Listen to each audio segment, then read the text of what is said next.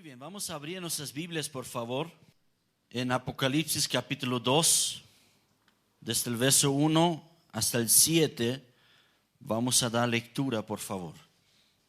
Escribe al ángel de la iglesia en Éfeso, el que tiene las 7 estrellas en su diestra, el que anda en medio de los 7 candeleros de oro, dice esto: yo conozco tus obras y tu arduo trabajo y paciencia, y que no puedes soportar a los malos.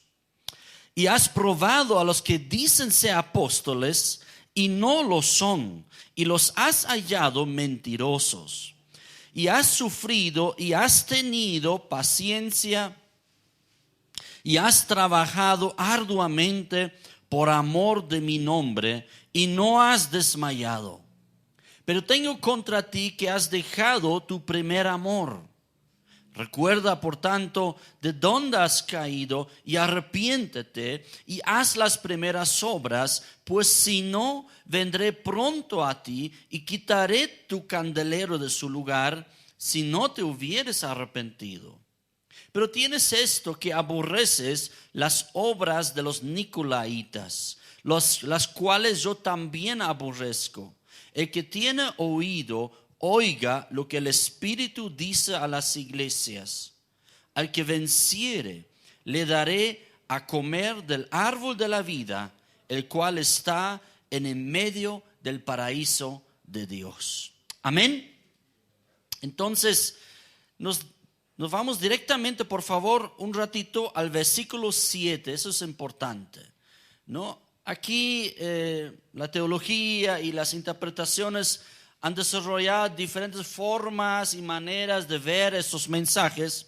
Una muy conocida es, por ejemplo, cada una de las 7 iglesias ocupa un cierto momento, un determinado tiempo en la iglesia durante los últimos 2000 años.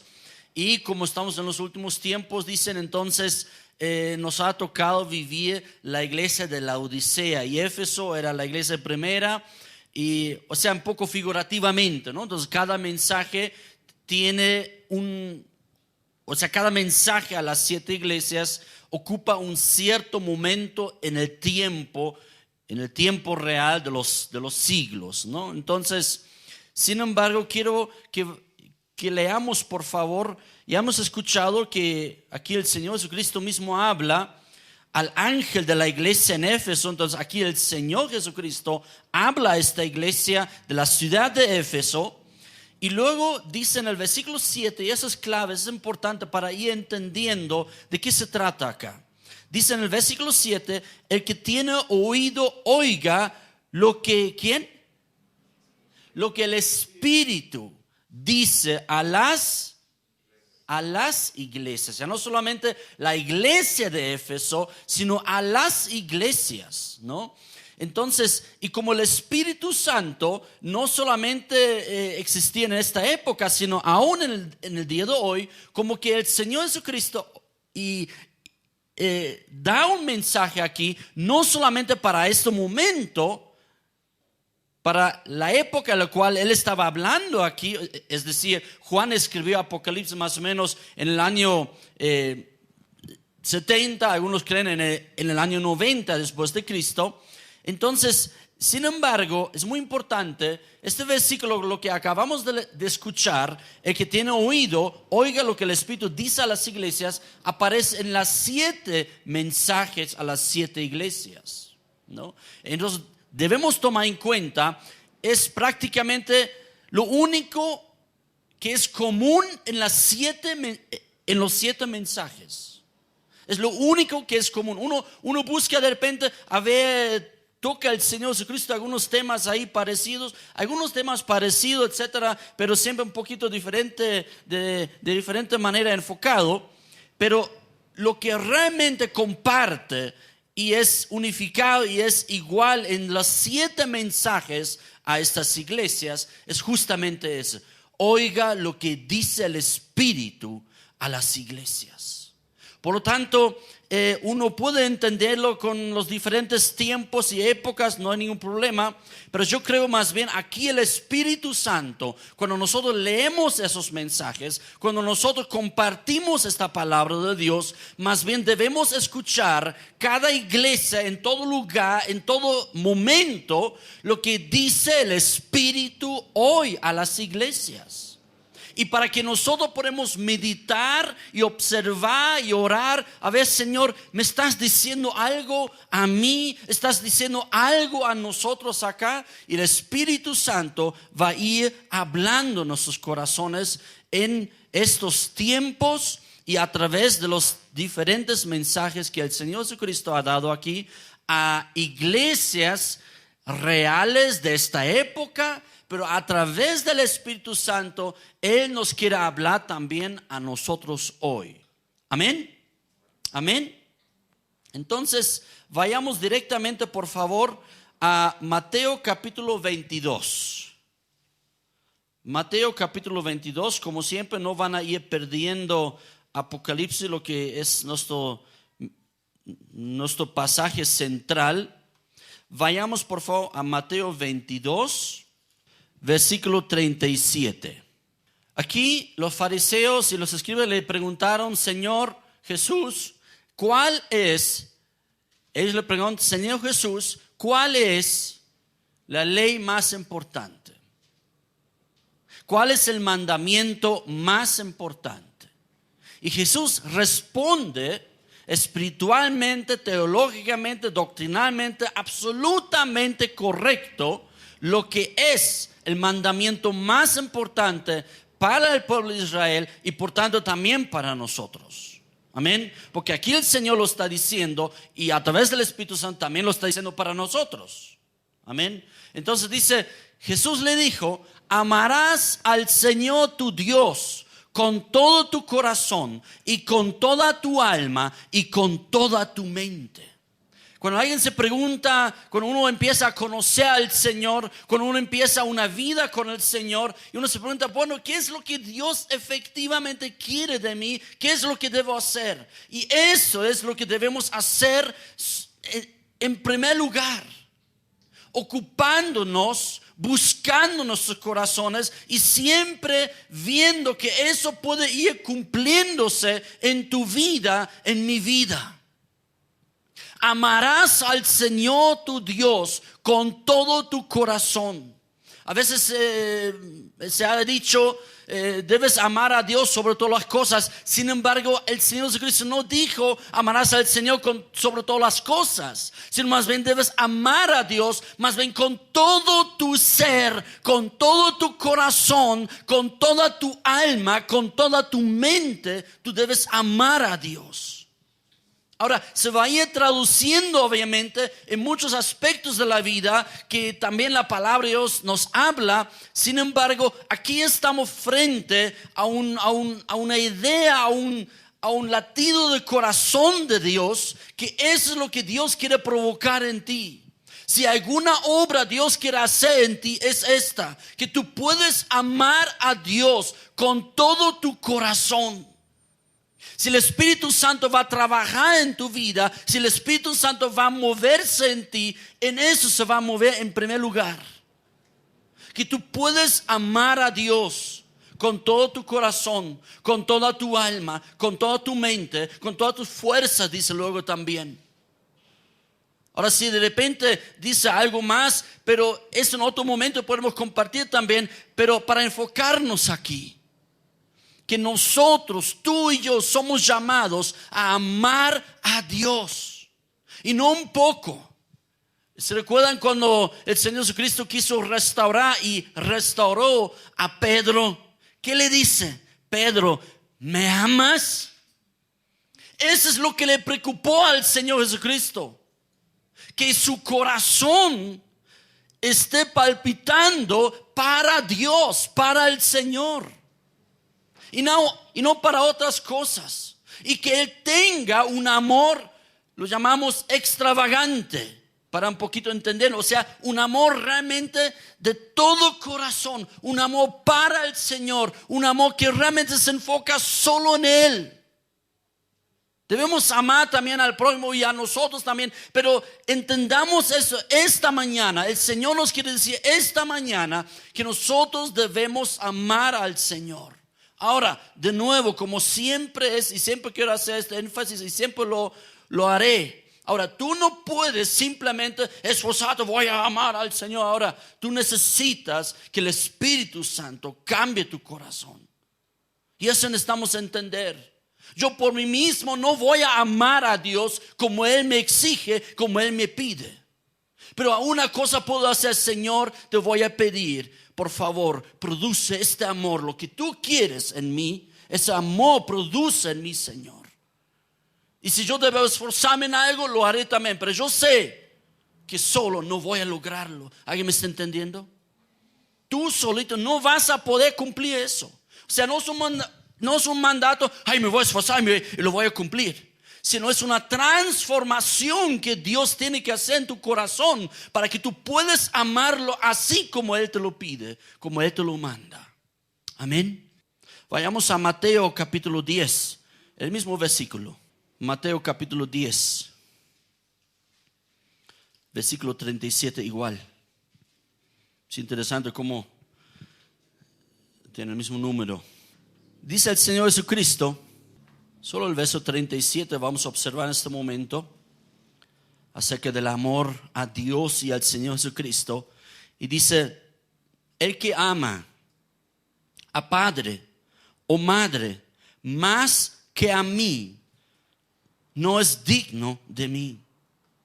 El que ama a hijo o hija más que a mí, no es digno de mí. Hasta podemos pensar, pero lo otro me gustó. Amar a Dios con todo el corazón está bien, pero eso ya es atrevido, ¿o no? ¿Pero cómo? Amar a Dios con todo el corazón. Claro, cuando tú solamente puedes decir, amo a Dios con todo el corazón, pero cuando tiene que traducirse realmente en un amor extravagante, exclusivo a Él, como que cuando ya las cosas prácticas vienen, como que, no. ¿Cuántas veces hemos compartido? Yo he compartido eso muchas veces en Lucas igual también. Y las personas a veces tenemos problemas con eso. Porque obviamente amamos a nuestra familia, amamos a nuestros hijos, amamos a nuestra esposa, a nuestras hijas, amamos las personas, ¿sí o no? ¿Y acaso no mandó el Señor también que debemos amar a las personas? Por supuesto. Pero el asunto, lo que dice el Señor Jesucristo acá es, el que ama a padre o madre más que a mí. O sea, el Señor Jesucristo está colocando aquí algo, una exigencia increíble, tremenda, poderosa, diciendo más que a mí. Si tú amas a otras personas más que a Jesús, algo no está bien en tu corazón. Ahora nuevamente, ay, me voy a esforzar ahora. Lo voy a rechazar, lo voy a mandar para ahí, ¿no? No es el punto, no es eso lo que tienes que hacer. Nuevamente, tú debes orar. En primer lugar, antes de esforzarte en tu humanidad, debes en primer lugar hacer ¿qué? Orar y pedir al Señor, Señor, tú exiges eso, tú pides eso. Señor, yo quiero incluirme aquí.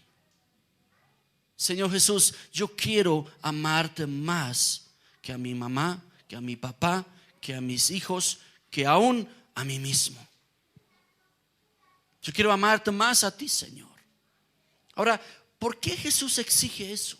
Oye, para el evangelio del Señor Jesucristo, para la vida con Dios, es sumamente importante que nosotros llegamos a eso.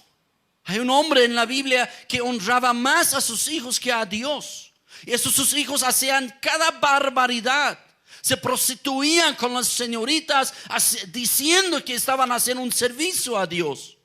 Y este padre no los reclamó, no les riñó, no les cortó eso, sino lo permitió. Y Dios tiene un reclamo a este padre diciéndole, tú honras más a tus hijos que a mí. Por eso han caído en terribles pecados. Entonces tiene cierta razón también lo que dice el Señor Jesucristo acá, ¿no? Yo no sé si Si es una píldora bien gruesa para nosotros esta mañana, si es algo bien difícil para nosotros esta mañana para poder entender, eso ha dicho Jesús, de verdad, no creo. Siempre nos habla del amor y tan bueno es Jesús. Yo no creo que haya dicho cosas así.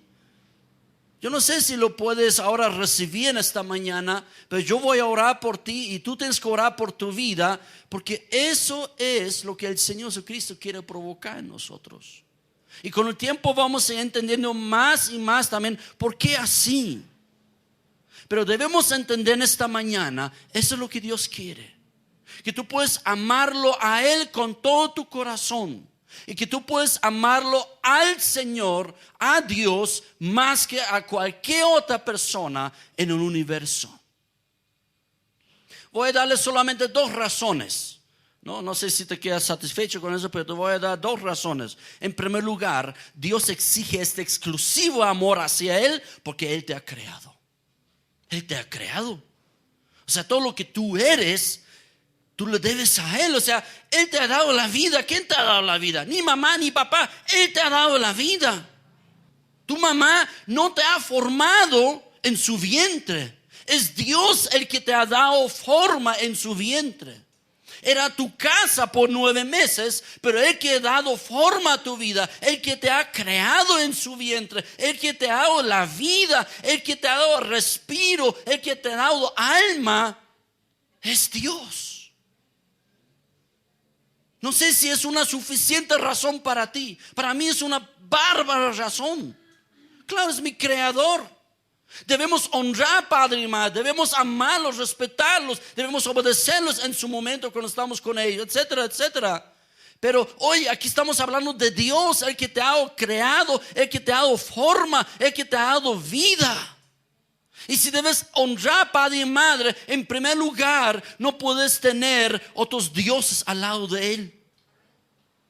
Porque el primer mandamiento de los 10 no es honrar padre y madre, perdóname, sino en primer lugar es no tendrás otros dioses delante de mí, en mi presencia. Solamente me adorarás a mí, solamente me servirás a mí, solamente me amarás a mí. Y a base de este amor para con Dios, escúchame bien, recién estás más bien preparado y capacitado para amar a los demás y honrar a los demás. Casi una tercera razón, ¿verdad? Pero la segunda razón es la siguiente. No solamente te ha creado.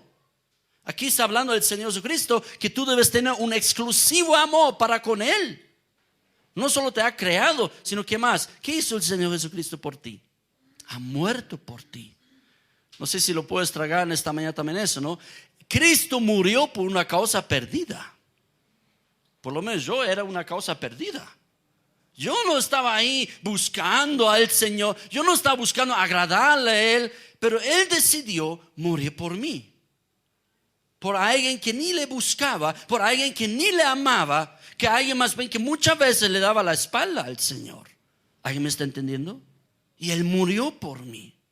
Él tiene todo derecho del universo de exigirnos un amor exclusivo, un amor tremendo, un amor extravagante, como lo podemos llamar, ¿no? De amarlo al Señor Jesucristo, más que a padre, más que a madre, más que a cualquier persona, hijos, hijas y aún nuestra propia vida, debemos amarlo a Él. Amén. ¿Nos cuesta? Ese es otro asunto. Pero y entendiendo el Evangelio, ¿me comprendes? Y entendiendo el Evangelio, el mensaje del Evangelio, que Él exige este amor exclusivo. Ahora, el Evangelio es también esto, que Él te va a ayudar, Él te va a transformar. Y escúchame bien eso, ya una cuarta razón prácticamente. Más bien, cuando tú amas más al Señor, si tú tienes un amor exclusivo para Dios, tú a los demás recién de verdad vas a poder amarlos. Porque te van a fallar. Él no te va a fallar. Te van a fallar. Tal vez te van a escupir. Tal vez te van a hablar mal de ti, lo que sea. Y justamente el enfocarse en Él y saber, Señor, yo te amo a ti y tú me dices que yo los amo a los demás, entonces también voy a hacerlo y te voy a pedir que tú puedas también en ese sentido transformarme y cambiarme y realizar esta obra en mí. Eso es lo que Dios quiere. Ese es el evangelio del Señor Jesucristo, de amar a Dios con todo el corazón y de amar al Señor Jesucristo más que a cualquier otra persona en el universo, porque Él es nuestro creador y Él ha muerto por nosotros. Amén. Ahora, ¿qué ocurre cuando este amor tal vez en algún momento se ha expresado y se ha manejado de esta manera, se ha manifestado de esta manera, mejor dicho, y luego disminuye? Y uno ya no tiene esta intensidad del amor a Dios, del amor al Señor Jesucristo. ¿Qué ocurre? ¿Qué pasa? Y queridos, esto era el problema de la iglesia de Éfeso, al cual el Señor Jesucristo está mandando su mensaje. Eso era el problema. No vamos a compartir hoy los reclamos del Señor Jesucristo y las observaciones, pero eso era el problema real de la iglesia de Éfeso. El Señor Jesucristo dijo: has perdido tu primer amor. ¿Lo escucharon? Lo hemos leído, ¿verdad? Has perdido tu primer amor. Y nuestro problema hoy en la iglesia del Señor Jesucristo, por eso necesitamos nosotros entender, oigan lo que el Espíritu dice a las iglesias, y lo dice a los 7 mensajes. Como les dije, es el único mensaje en común de los 7. Oiga lo que el Espíritu dice a las iglesias. No solamente para esta época, hace 2000 años atrás, sino es para hoy mismo, que nosotros tenemos esta necesidad de escuchar lo que el Espíritu a través de esas palabras nos dice hoy día. Amén. Amén. Ese es el problema, ese es nuestro problema hoy en la iglesia, que nuestro amor ha disminuido, la intensidad de amar a Dios ha disminuido, pero igual nos consideramos lindos, importantes y buenos cristianos, aunque este amor no es de la misma intensidad. Regresaremos por favor aquí a Apocalipsis, por favor. Capítulo 2. Necesitamos entender que estos 7 mensajes que el Señor Jesucristo manda a estas iglesias en las 7 ciudades, todas están en Asia Menor, todos están más o menos en similar ubicación en esta zona. Las 7 iglesias, los 7 mensajes a las iglesias. Hoy todo ese es el país Turquía. Y la ciudad de Éfeso era la más importante en esta época. Por eso también viene el primer mensaje a las iglesias, viene a la ciudad de Éfeso, a la iglesia en la ciudad de Éfeso, porque era la ciudad más importante de los 7, hablando geográficamente y por el imperio romano, etcétera, etcétera. Y también espiritualmente con la iglesia. Lo que necesitamos entender es que estas 7 iglesias en las diferentes ciudades eran lugares reales, eran asambleas, eran reuniones e iglesias en Asia Menor, o sea, lo que es Turquía hoy día. No digamos son alegorías, no son ficticios, no son figuras, no, es que eso no existe. Cada una de las iglesias existía realmente. ¿No? Entonces, y el Señor Jesucristo estaba dirigiéndose a esas iglesias realmente, ¿no? Hoy día, la ciudad donde estaba Éfeso, hoy día se llama, en Turquía, yo no sé si estoy pronunciando bien, si alguien sabe turco, Selçuk. No sé si Selçuk o Selçuk, ¿no? Entonces, en esta ciudad Selçuk estaba la ciudad de Éfeso.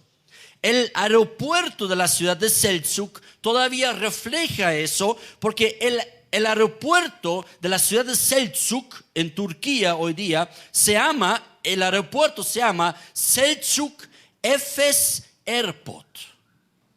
Selçuk Efes Airport, ¿no? Entonces, donde suena el nombre de Éfeso. Y justamente es un lugar hoy día turístico, es un lugar donde estaba esta plaza, esta adoración a una diosa, ¿no? Entonces ese lugar se llama todavía Éfeso. Entonces Los habitantes de la época de Juan, cuando él escribe eso, cuando él recibió este mensaje a esta ciudad, eran como 400,000 habitantes. O sea, era una ciudad importante en esta época. No era un pequeño pueblo, era 400,000 habitantes, ¿no? Entonces, algo similar como Oruro más o menos, ¿no? Creo que Oruro más o menos tiene esa cantidad de habitantes, como ciudad, no del campo, ¿no? Sino la ciudad, ¿no? Entonces, Cochabamba ya es más grande, obviamente, pero, y como dije, era la ciudad más importante también para el Imperio Romano, porque 4 carreteras llegaron ahí, se cruzaron ahí.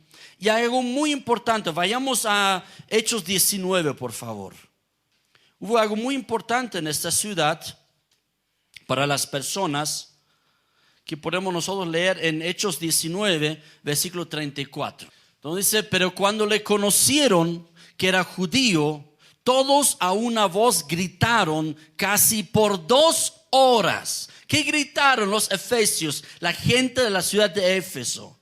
Ellos gritaron por 2 horas, grande es Diana de los Efesios, grande es la Diana de los Efesios, grande es la Diana de los Efesios. 2 horas. A veces nosotros nos cansamos, ¿no? Un poco de alabanza, un poco de prédica, estamos 2 horas aquí, digamos, ay, ya suficiente, pastor, ya está bueno, ya vámonos a almorzar, ¿no? Oye, ellos no necesitaban empujones, no necesitaban nada. Ellos tienen un tremendo, enorme celo por su diosa Artemisa o Diana. Y por 2 horas gritaron alabando a la Diana, a su diosa de esta ciudad.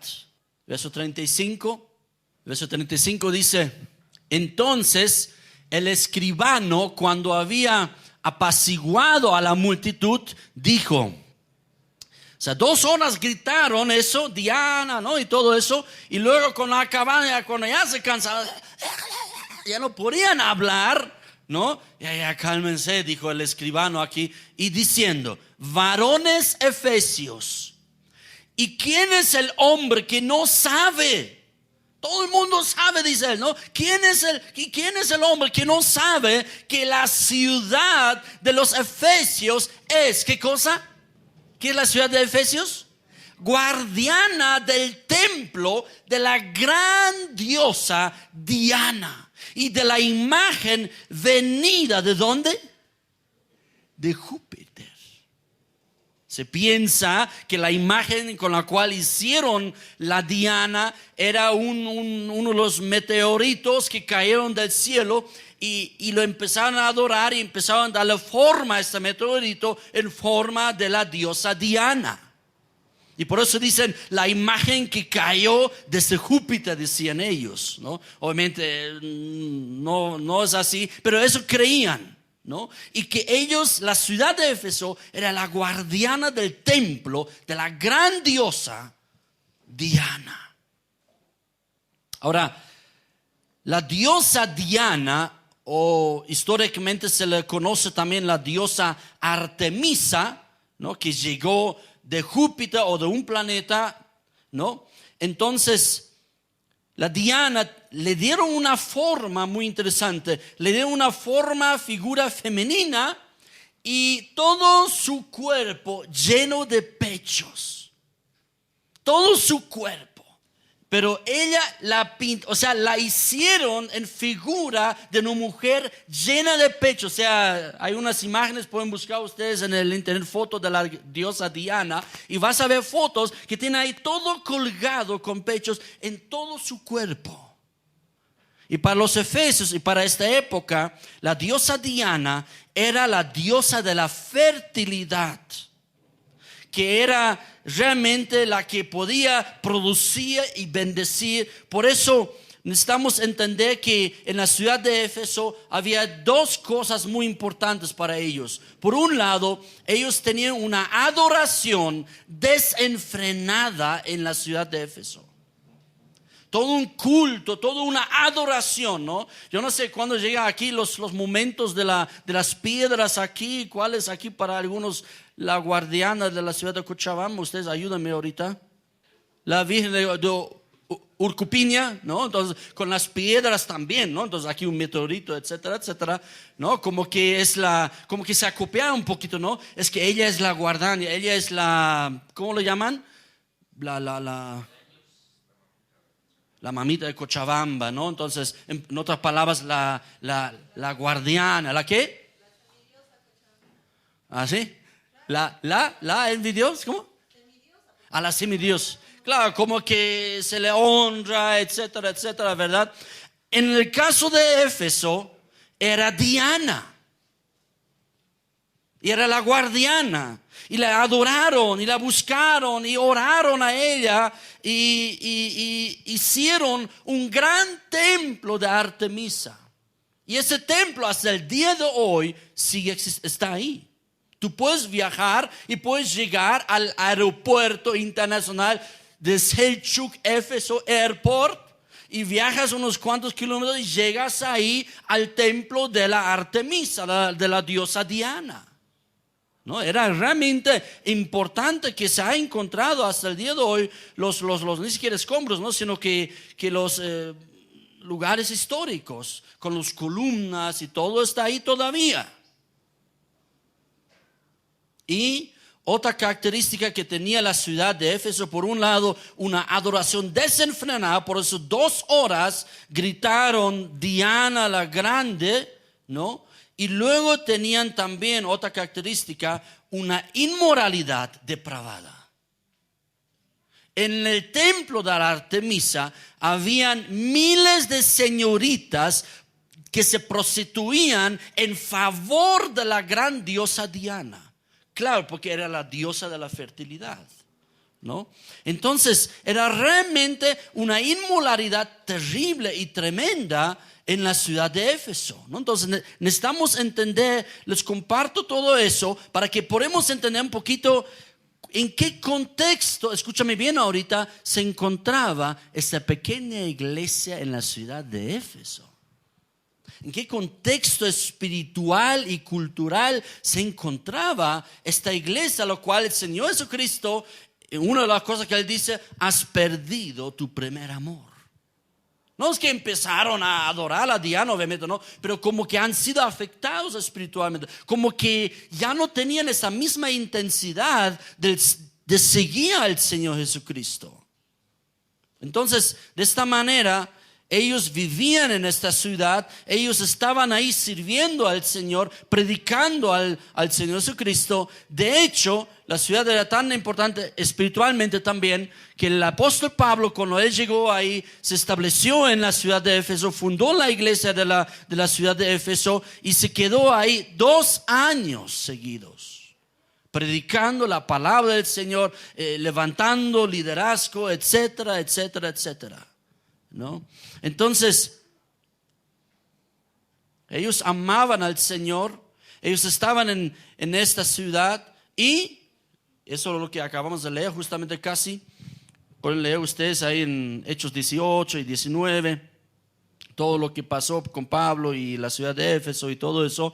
Y luego también quemaron ahí los que se convirtieron al Señor, quemaron libros de magia, ¿no? Entonces montones de lean, es muy interesante la historia, es muy interesante, muy importante para ir entendiendo cómo se enfrentó la iglesia del Señor Jesucristo en sus diferentes lugares y tiempos. Y Pablo ahí en la ciudad de Éfeso, cuando él llegó ahí para predicar la palabra, casi es linchado en esta ciudad, casi le matan ahí, ¿no? Entonces realmente Pablo se atrevió a llegar a esta ciudad, predicar la palabra del Señor Jesús, ¿no? Con todos los enfrentamientos que tú podías imaginarte, ¿no? Entonces, el enfrentamiento en la ciudad de Atenas, por ejemplo, Hechos 17, antes de eso era distinto, ¿no? También pero diferente, ¿no? Entonces como que casi más bien eran humanistas como el día de hoy. Qué interesante lo que tú enseñas, qué bonito. Sí, eso incluiríamos en nuestra religión, casi decían los atenienses, ¿no? En cambio los efesios eran, no. El que habla mal de nuestra gran Diana, el que los perjudica es muerto, hombre muerto. Vayamos por favor aquí entonces a Apocalipsis capítulo 2. Apocalipsis capítulo 2. donde dice en el versículo 1, escribe al ángel de la iglesia en Éfeso, el que tiene las 7 estrellas en su diestra, el que anda en medio de los 7 candeleros de oro, dice eso. Entonces ahí viene el mensaje. Pero en primer lugar, el Señor Jesucristo aquí está dando una introducción a cada iglesia, a cada mensaje para las diferentes iglesias en diferentes lugares.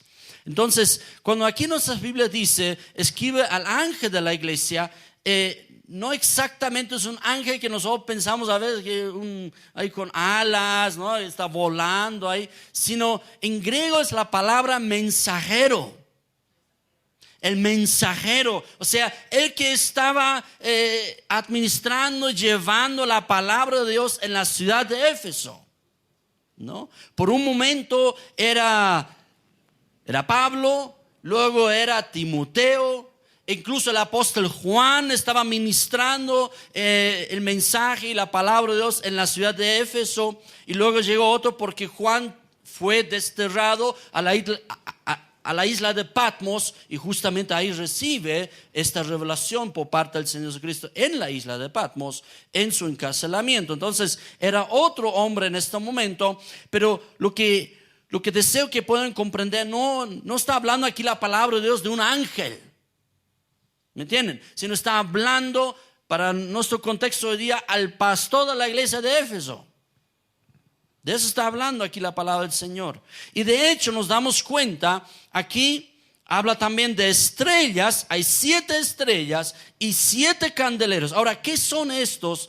Aquí la misma palabra de Dios nos lo indica en el versículo 20. El mismo Señor Jesucristo nos explica, ¿no? Entonces ahí viene esa norma bíblica de cómo interpretar un texto bíblico, que la Biblia tiene que interpretarse a sí misma en primer lugar.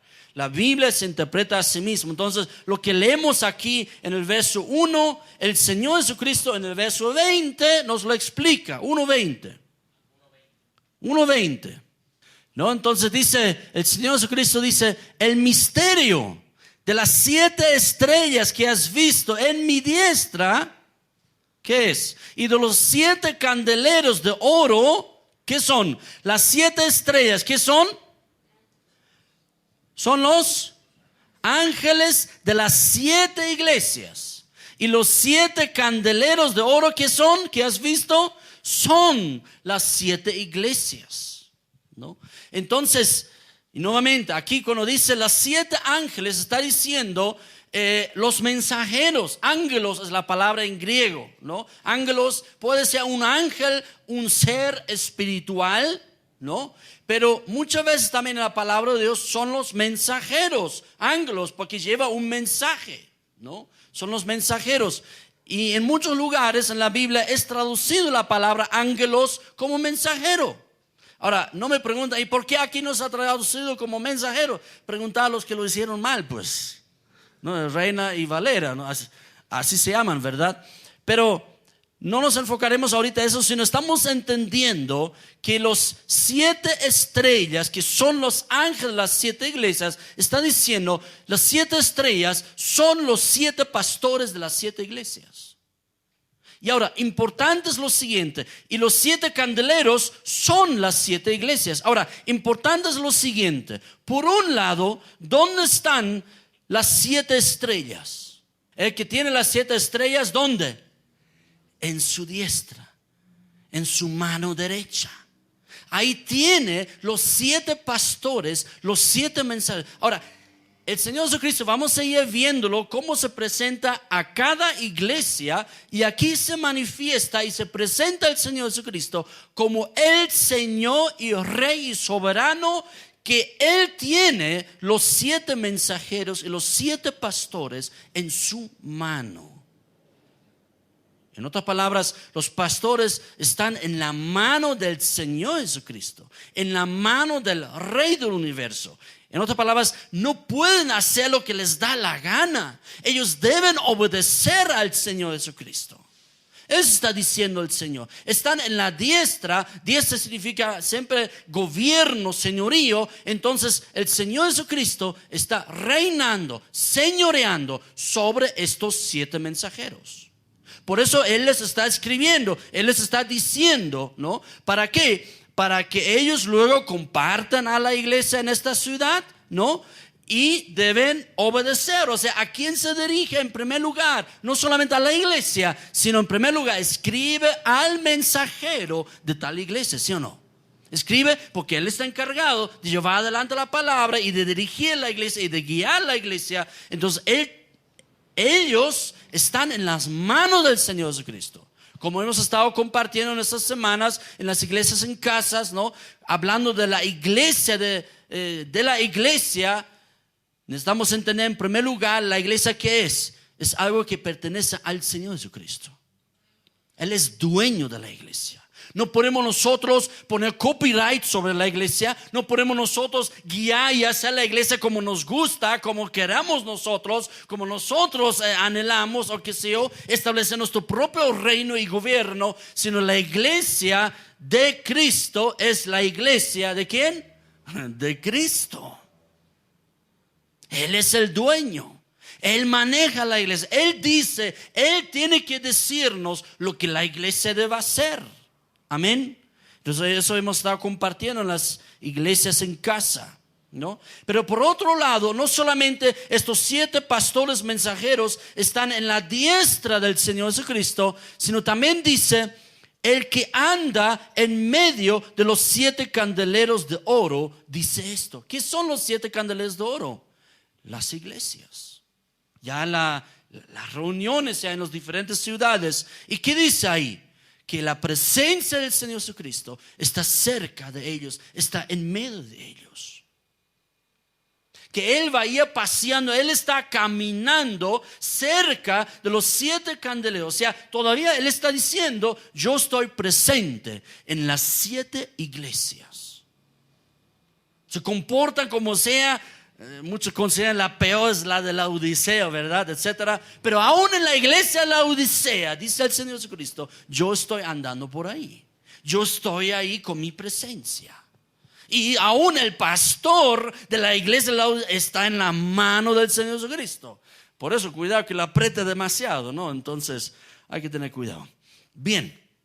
Entonces lo que necesitamos entender aquí es a través de la introducción que da el Señor Jesucristo acá, es que estos pastores están en la mano del Señor Jesucristo, y el que camina y vive muy cerca de los candeleros de oro, es decir, en la iglesia, que es el pueblo, que es la reunión de nosotros. Ahora, no se va a confundir que es la iglesia acá y aquí vive Jesucristo. No me vaya a entender mal, por favor. Si la iglesia siempre, ¿qué es? Ve, mira, aquí está a tu lado. A ver, abrázalo, aquí está a tu lado.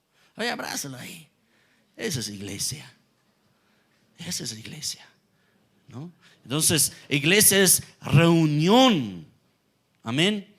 Entonces, a través de esta visión, el Señor Jesucristo está presentándose, y vamos a ir observando. Siempre enfoca el Señor Jesucristo el mismo aspecto, que el Señor Jesucristo es el Señor y Rey de las iglesias y de sus siervos. No puede hacer la iglesia lo que se le antoja. No puede hacer el siervo lo que él quiera, sino Jesucristo manda, comanda y legisla a estas iglesias y a sus siervos. Amén. ¿No están de acuerdo? Pero así es, pues. ¿Están de acuerdo? No, igual es nomás. Dile a que está todo, igual nomás es. Entonces, eso hemos visto, ¿no? Que es el Señor Jesucristo, es el Espíritu Santo que habla aún a las iglesias de hoy. En primer lugar, a estas 7 iglesias en lugares determinados ahí en Asia Menor, hoy día Turquía, ¿no? Pero aún a través del Espíritu Santo, Él habla también a nosotros hoy. Amén. Vayamos por favor a 1 Timoteo 1:3 rápidamente.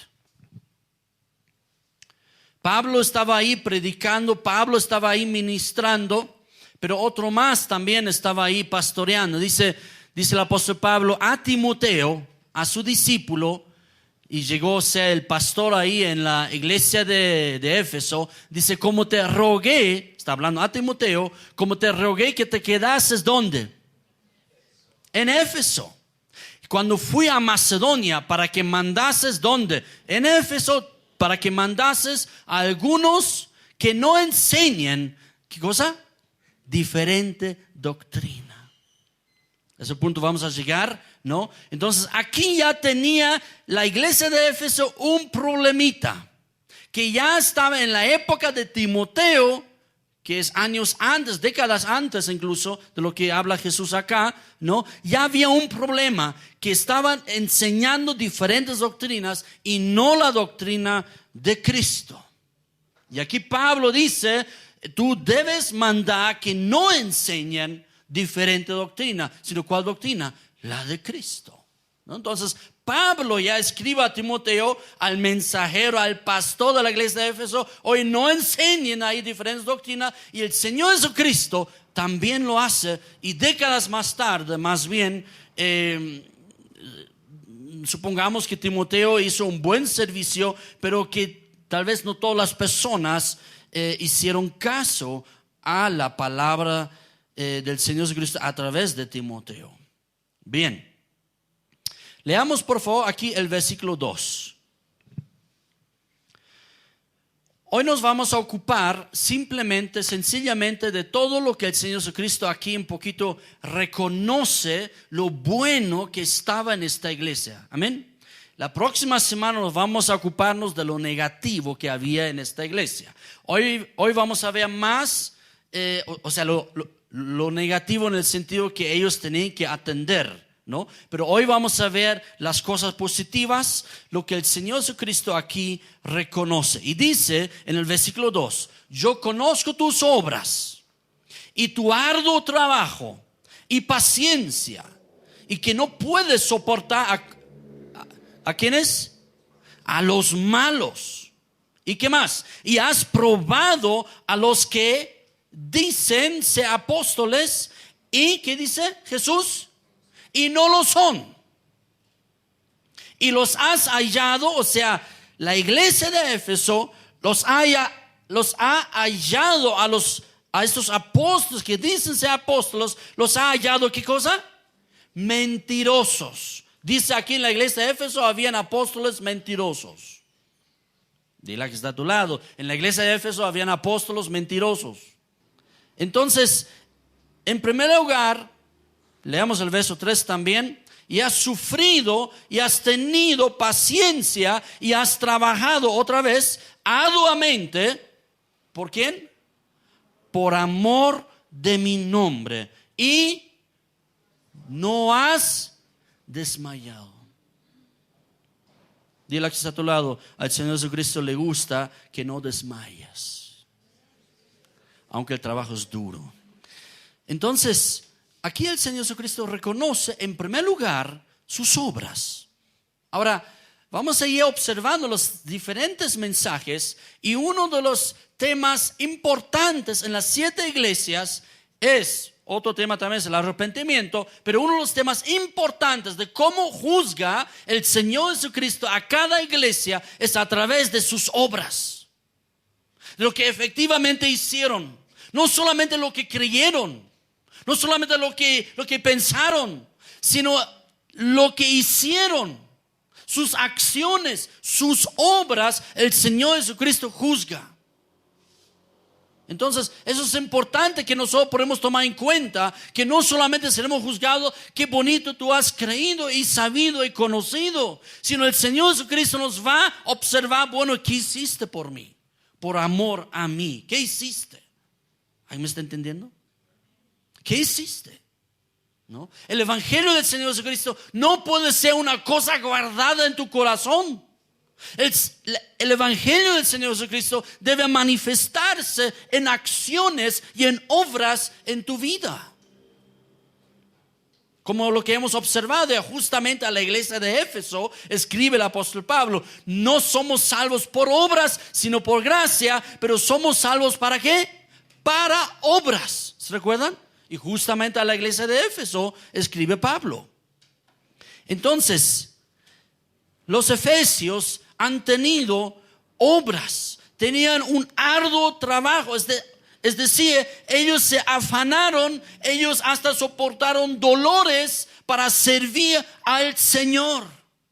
Ellos no se conformaban con simplemente asistir, sino ellos sentían y sabían en el corazón de servir al Señor y de trabajar para su obra.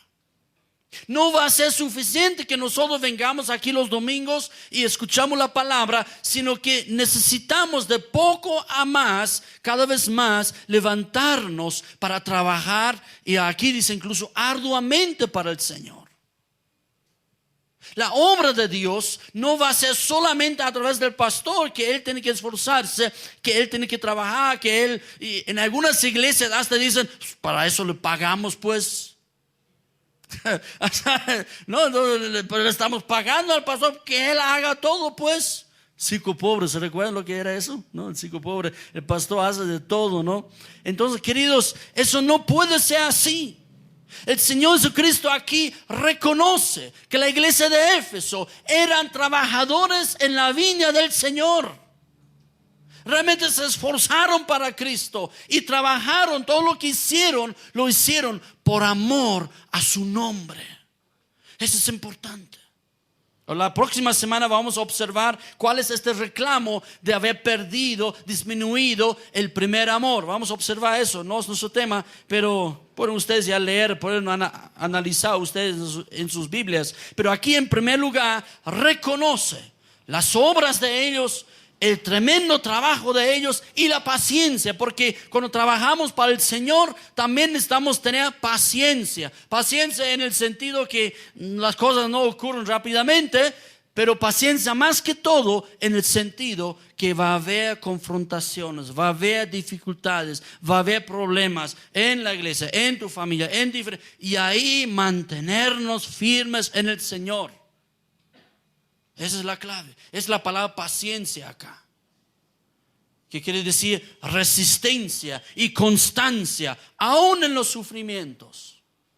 Eso está aquí reconociendo el Señor Jesucristo en esta iglesia de Éfeso. Ellos sabían de cómo debían sobrellevar aún los sufrimientos. Pero hay algo que el Señor Jesucristo también alaba aquí, reconoce, que dice, no puedes soportar a los malos. Y es una alabanza, por si acaso. Es un reconocimiento bueno, no está reclamando aquí todavía, ay, deberías soportarlos.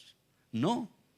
Aquí el Señor Jesucristo está reconociendo que ellos no pueden soportar a los malos, porque tampoco debían hacerlo. Porque ¿cuáles eran los malos?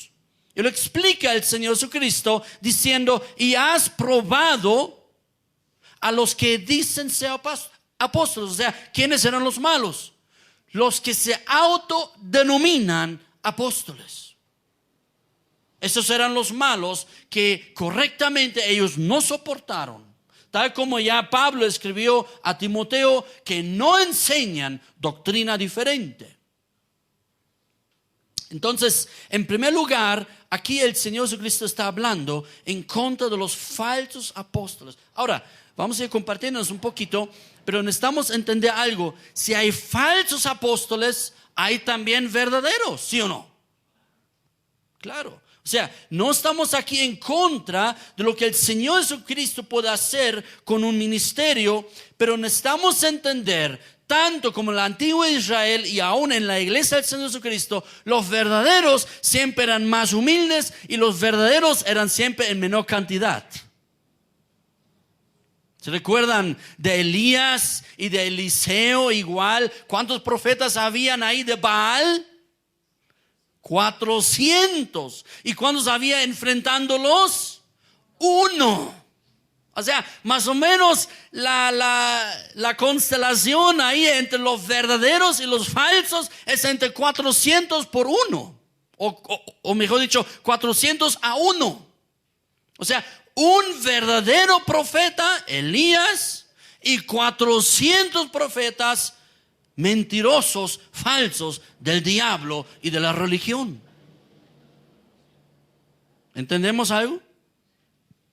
No, entonces, ahora, no es nuestro tema, en otro día podemos compartir eso, pero realmente aquí el Señor Jesucristo está diciéndoles que ellos los han probado. Hoy día muchos dicen, al apóstol no se puede poner bajo prueba. Al apóstol es el apóstol y punto. ¿Han escuchado eso? El apóstol es no me toques, ¿sí o no? ¿No? Un ratito, el Señor Jesucristo aquí está diciendo, los efesios ponían pruebas a estos, dicen apóstoles, y cómo los ha hallado los efesios. Los ha hallado ¿cómo? Dile que está a tu lado, psoides. Psoides. Los ha hallado pseudes o pseudes. A ver, dile que está a tu lado para que aprendamos griego un poquito, ¿no? Pseudes, ¿no? ¿Y qué quiere decir la palabra pseudes? Quiere decir engañosos, falsos, mentirosos. O sea, los efesios tenían normas y formas de cómo reconocer un verdadero apóstol y los falsos apóstoles. Eso está diciendo el Señor Jesucristo. Y nosotros también tenemos la forma de cómo reconocer los verdaderos apóstoles y desechar los malos apóstoles en la palabra del Señor. Pero ese es nuestro problema, que la iglesia hoy día no lee la escritura, solamente confía, no, este apóstol me va a hablar todo. ¿Se recuerdan de los discípulos nobles de Berea?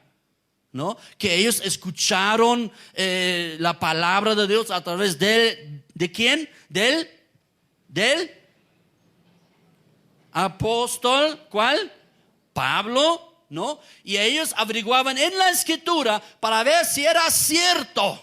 Así lo hicieron los efesios también. A ver, aquí hay unos apóstoles que dicen ser apóstoles. La palabra dice realmente autodenominados, se llaman a sí mismos apóstoles, reclama Jesús.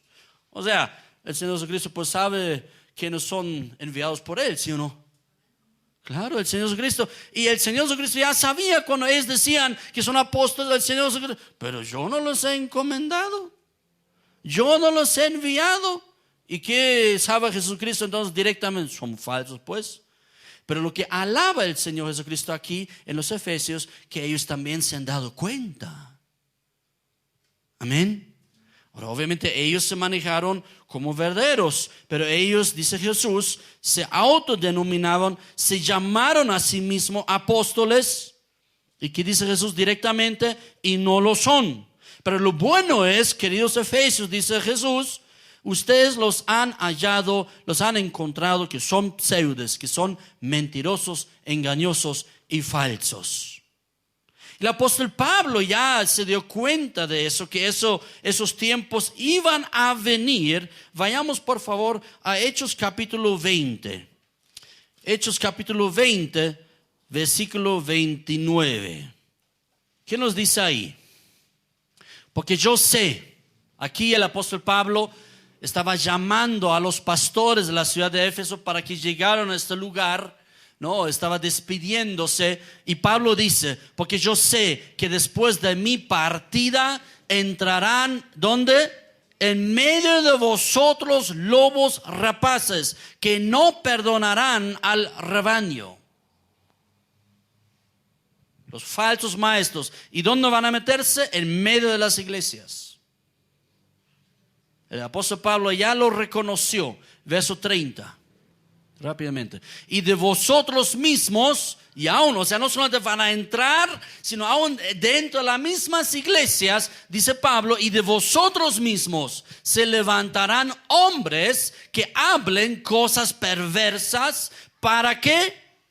Para arrastrar tras sí a los discípulos. Y viste eso, cómo la gente sigue a esos apóstoles o falsos apóstoles o a los apóstoles, lo que sea, y a veces a los pastores también o otra gente también. Cómo la gente a veces sigue tras ellos. ¿A quién debemos seguir nosotros? ¿De quién somos discípulos? Del Señor Jesucristo. Amén. Dile a que está a tu lado, yo soy del Señor Jesucristo. Yo soy del Señor Jesucristo. Entonces, de ustedes mismos se van a levantar. Verso 31. Por tanto, ¿qué dice Pablo a las iglesias? ¿Qué dice Pablo a las iglesias? Velad. Por tanto, velad. y acordándoos que por 3 años de noche y de día no he cesado de amonestar con lágrimas a cada uno. De insistir, por favor, no te alejes del Señor, siga al Señor, no vayas detrás de eso, no falsa doctrina, sino descubre lo que es verdadero y descubre y rechaza lo que es falso. Amén. ¿Hasta dónde vamos a leer? Hasta el 32. Y ahora, hermanos, os encomiendo a Dios. Claro, Pablo en algún momento va a ser encarcelado, va a viajar a otro lugar, hasta va a morir, ¿no es cierto? Entonces, ¿qué es lo mejor que puede hacer Pablo? Hermanos, os encomiendo a Dios. Yo he trabajado entre ustedes, yo he hecho lo mejor que he podido en la gracia del Señor, me he esforzado día y noche, etcétera, etcétera, etcétera. Ahora les toca a ustedes. Yo los encomiendo a Dios nomás ya. Amén. Y dice, tengo una noticia por ustedes, ¿no? Yo creo que ya nos amamos, ¿verdad? Ya estamos amando aquí a nuestro pastor y lo respetamos, etcétera, etcétera. En buen sentido de la palabra, amamos al Señor encima de cualquier otra persona. Ustedes tienen que amar al Señor Jesucristo más que a mí. A mí me tienen que amar un poco también. Amén. Entonces, pero tengo una noticia para ustedes. Un día yo me voy a morir. ¿Ah? Especialmente para los que son más jóvenes que yo, digamos, ¿no? Entonces, porque los demás vamos a ir juntos a la presencia del Señor otra vez, yo no sé, ¿no? Entonces, pero cualquier siervo de Dios un día va a morir. Entonces, ¿qué necesitamos nosotros? Ser encomendados a Dios. Tenemos que ser discípulos de Cristo. Amén. Y dice, os encomiendo a Dios y a la palabra de su gracia, que tiene poder para sobreedificar. Mira otra vez, muy importante la sobreedificación. No solamente es tener la salvación y ya soy del Señor, y ahora soy, sino tienes que ser sobreedificado en tu vida. Tú necesitas ir comprendiendo todo el consejo de Dios. Amén. Y daros herencia con todos los santificados, ¿no? Entonces, eso es importante que nosotros podemos comprender aquí en la iglesia de Éfeso. Vayamos rápidamente al capítulo 2 del Apocalipsis. Ellos han sufrido por el nombre del Señor Jesucristo. Ellos han trabajado por su nombre, hasta se han fatigado por su nombre, ¿no? Entonces, eso es lo que Dios busca, es lo que Dios reconocerá un día también. Y aquí los ha reconocido sus obras, su arduo trabajo y su sufrimiento, y Dios también lo va a recompensar, dice la palabra del Señor. Vayamos ahora, por favor, a versículo 6. Hemos dicho que vamos a ver las alabanzas hoy día, porque luego viene ya lo negativo, pero eso no nos va a tocar hoy día. Vayamos al versículo 6. La próxima semana hablamos de lo otro. Hablaremos primero de lo positivo, amén, de lo bueno aquí de los Efesios, ¿no? Cuando llegamos a la Odisea nos va a costar, ¿no? Reconocer lo bueno que tenían. Bueno, ahorita estamos todavía con Éfeso, con la ciudad de Éfeso, con los cristianos en Éfeso. Pero hay un otro grupo que había en la iglesia de Éfeso. Por un lado eran quienes los falsos apóstoles. Dirá que a tu lado, habían falsos apóstoles. Pero había otro grupo más. Imagínate, no basta eso, es suficiente, no falsos apóstoles. Pero había otro grupo más. Mira, ¿qué grupo más habían? Dice, pero tienes esto. Otra vez está reconociendo Jesús aquí lo bueno, que aborreces. ¿Qué cosa? Las obras de los Nicolaitas, las cuales yo también, mira lo que dice Jesús, aborrezco. Yo también aborrezco a las obras de los Nicolaitas, que entonces tú estás haciendo bien, está diciendo Jesús a los Efesios, ¿sí o no? Estás haciendo bien, ¿no? Ahora, lo que necesitamos entender, Jesús los alaba, que ellos aborrecían, se rechazaban, ¿no? Las obras de los Nicolaitas. Ahora, ¿qué son estos Nicolaitas? Vayamos por favor rápidamente Hechos 6:5. Ezequiel nos va a ayudar. ¿Qué eran los Nicolaitas? Aquí estamos retrocediendo en el tiempo, Hechos capítulo 6, donde los apóstoles del Señor Jesucristo tenían que observar que hubo algunas dificultades en la iglesia, en la distribución. Entonces, ellos tenían que levantar otros siervos de Dios también, que a veces los llamamos diáconos, pero diácono quiere decir simplemente otra palabra para siervo. Entonces dice, agradó la propuesta a toda la multitud y eligieron, ¿a quiénes? A Esteban, que era Esteban, varón lleno de fe y del Espíritu Santo. ¿Y a quién más? A Felipe, a Prócoro, ¿a quién más? A Nicanor, a Timón, a Pármenas, ¿y a quién más? Y a Nicolás, prosélito de Antioquía. Ahí aparece por primera vez el nicolaíta, el Nicolás. El Nicolás tiene toda la culpa de la falsa cosa, de las obras que debían aborrecer y que aborrecieron los efesios. Ahí aparece por primera vez el Nicolás, que era prosélito, no era judío, era un convertido, pero nos muestra la palabra del Señor que era escúchame bien, un falso creyente. Dile a que está a tu lado, un falso creyente era Nicolás.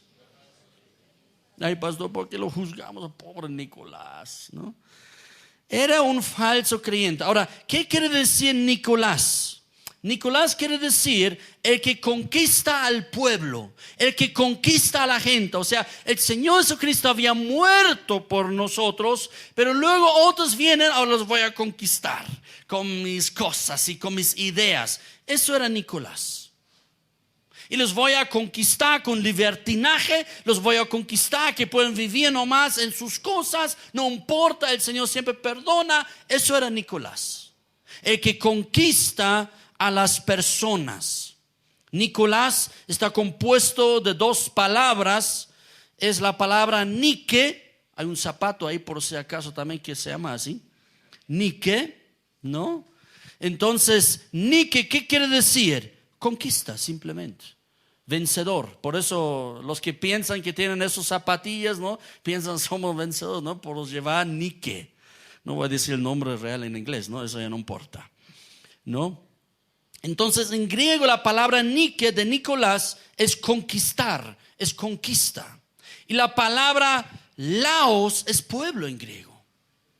Entonces es el conquistador el que conquista al pueblo. Y de eso se ocupaba. Ahora, ¿cuáles eran esas cosas falsas de los nicolaitas? Ahí vayamos por favor a otra iglesia, porque el Señor Jesucristo repite hablando de ellos, porque no era un pequeño grupo solo en Éfeso, sino también aquí vamos a encontrarlo. Por favor, Apocalipsis capítulo 2, versículo 14. Porque los nicolaitas, ya a través de las décadas, habían pasado unos cuantos años ya, empezaron a crecer y ser muy aceptados aún en las iglesias, y no sabían que estaban mal.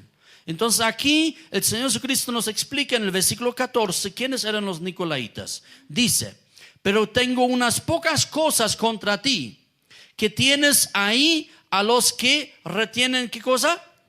La doctrina de ¿qué? De Balaam. Interesante. Que enseñaba a quién? A Balac, el rey, a poner tropiezo ¿qué? Ante los hijos de Israel. ¿Y qué más enseñaban ellos? A comer de los sacrificadas, a las cosas sacrificadas a los ídolos, y a cometer fornicación. Y dice, además, dice, y también tienes a los que retienen la doctrina de los nicolaitas, la que yo aborrezco. Entonces aquí el Señor Jesucristo lo pone en una olla a los que tienen la doctrina de Balaam, lo describe de esta manera con el Antiguo Testamento, y luego los llama ya actualmente es la doctrina de los nicolaitas. ¿Quién era Balaam? Entonces aquí Balaam enseñó, era un falso profeta. En el antiguo Israel, en el libro de Números podemos encontrar estas historias ¿no? Entonces Balaam era un falso profeta en la época del pueblo de Israel, antes de llegaron todavía, cuando daban vuelta en el desierto, todavía no llegaron a la tierra prometida aún. Entonces Balaam era un falso profeta, ahí se van a acordar. Balaam era este profeta que estaba sentado sobre un burro, ¿no? Y un ángel se pone frente al burro, ¿no? Al asno, ¿no? Y el asno tiene miedo y se da cuenta que hay algo espiritual. Sin embargo, él mismo no se da cuenta nada, ¿no? Y empieza a pegar al pobre burro, ¿no? Porque ya no caminas. ¿Y el burro qué hace? Imagínate, el burro tiene mejor palabra de Dios que el falso profeta, ¿no? Entonces, Balaam era peor que el burro, que hablaba el burro, ¿no? Empezaba a hablar palabra de Dios. ¿Por qué me pegas? Tanto tiempo ya estoy sirviendo, etcétera, ¿no? Entonces ese es este tal Balaam, este falso profeta que el rey Balac estaba buscando, el rey de Moab estaba buscando para maldecir al pueblo de Israel. Ahora, Dios no permitió la maldición, pero luego cuando ya Balaam se reunía con Balac en privado, Balaam empezó a enseñar cómo él podía hacer caer en pecado al pueblo de Israel. Cómo ellos podían comer de los sacrificados a los ídolos y cómo podían ellos cometer fornicación. Eso nos dice Apocalipsis 2:14, que Balaam enseñó. Ahora, ¿qué significa Balaam? Balaam significa devorador del pueblo, que era Nicolás, era el conquistador del pueblo. Balaam era el devorador del pueblo. Ustedes ya ahora están entendiendo por qué Jesús utiliza esos términos, esas palabras, porque tiene un significado bíblico. En hebreo la palabra bala significa tragar o devorar, y la palabra en griego era laos, era pueblo. En hebreo es la palabra am. Am es la palabra para pueblo en hebreo. Entonces Balaam significa el devorador del pueblo, ¿no? Y Balac era el aniquilador, el destructor. O sea, Balac es una figura realmente del diablo, ¿no? Que destruye. Aquí lo malo es que el falso profeta enseña, ¿no? Cómo podría hacer caer al pueblo de Israel.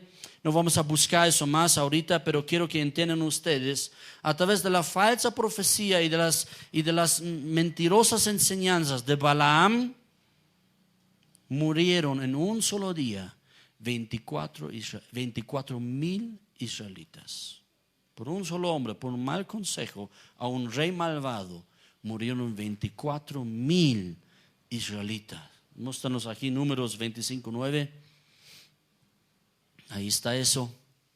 Entonces, y murieron de aquella mortandad 24,000. Ahora ustedes ya tienen que ver en sus casas el contexto y todo eso, ¿verdad? Entonces, pero ahí tienes los mensajes. ¿Qué más eran los nicolaitas y los balaamitas y los balaquitas? La palabra está llena de esa falsa doctrina. Vayamos al libro de Judas, por favor. La carta de Judas. Y ahí finalizamos hoy día, porque terminamos ya las alabanzas del Señor Jesucristo en favor de la iglesia de Éfeso. Y nos damos cuenta, lo que el Señor Jesucristo ama en su iglesia es rechazar la falsa doctrina, es agarrarse del Señor, es ser encomendado a Dios, es seguir a Cristo, es conocerle, es obrar para Él, es trabajar para Él. Amén. Entonces veamos aquí en Judas capítulo 1, bueno, tiene un solo capítulo, pero ahí lo pueden encontrar, ¿no? Entonces Judas capítulo 1, por favor, donde nosotros podemos leer en el versículo 4 lo siguiente. Eso era la doctrina de los nicolaitas y los de Balaam, diciendo: porque algunos hombres han entrado encubiertamente, los que desde antes habían sido destinados para esta condenación. ¿Qué eran esos hombres? Hombres impíos que convierten. ¿Qué hacían ellos? ¿Qué era la doctrina nicolaita? Que convierten en libertinaje la gracia de nuestro Dios. Dios me perdona, Dios es tan misericordioso. No importa si yo peco, si yo hago tal cosa. Dile a que está a tu lado, esa es doctrina nicolaita. ¿Y qué hace Jesús con esa doctrina? La aborrece, ¿no? Entonces, hombres impíos que convierten en libertinaje la gracia de nuestro Dios. ¿Y qué hacen? Y niegan a Dios, el único y soberano, y a nuestro Señor Jesucristo.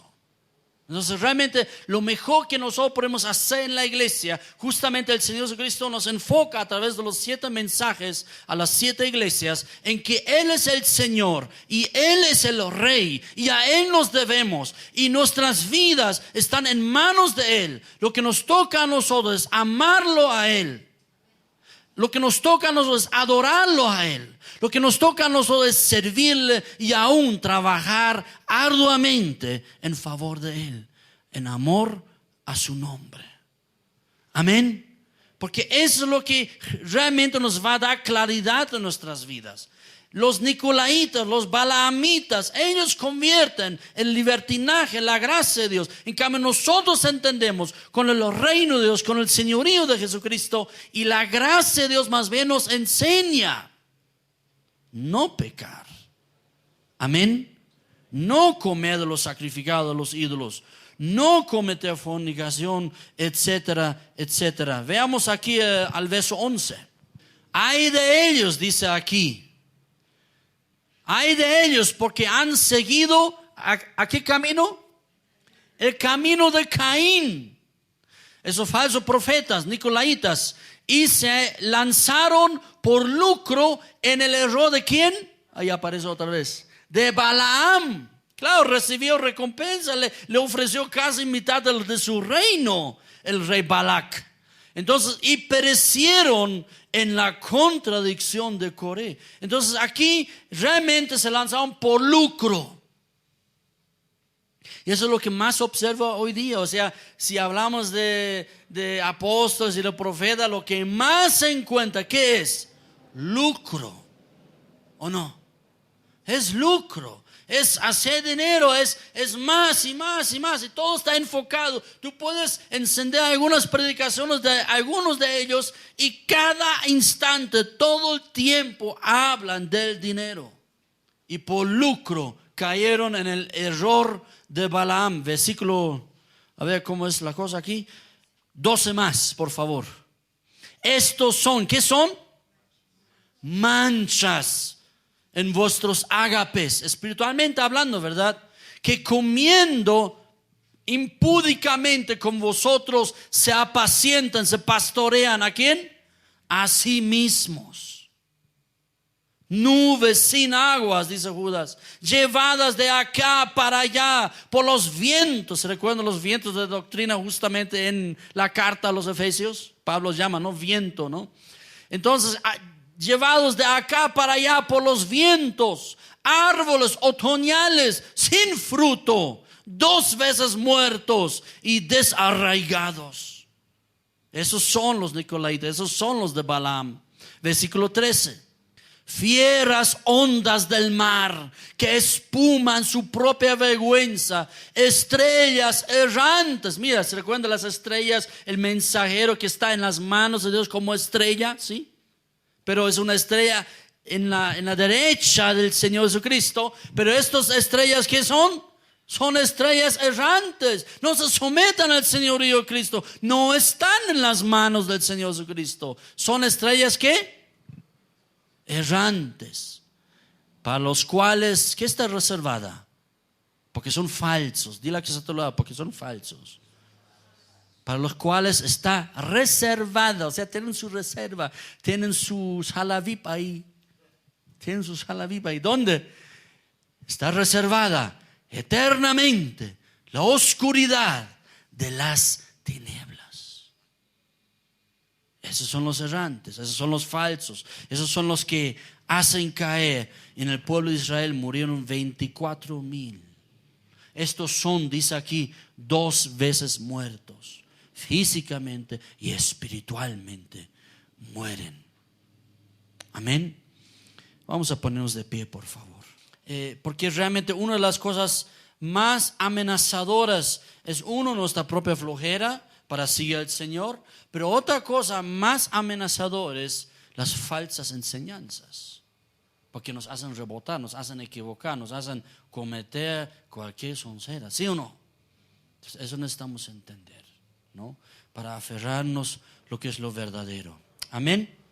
Oraremos. Oh Señor, te damos muchas gracias por este mensaje que tú has dirigido aquí en primer lugar a la iglesia de Éfeso, en Asia Menor, hoy día Turquía.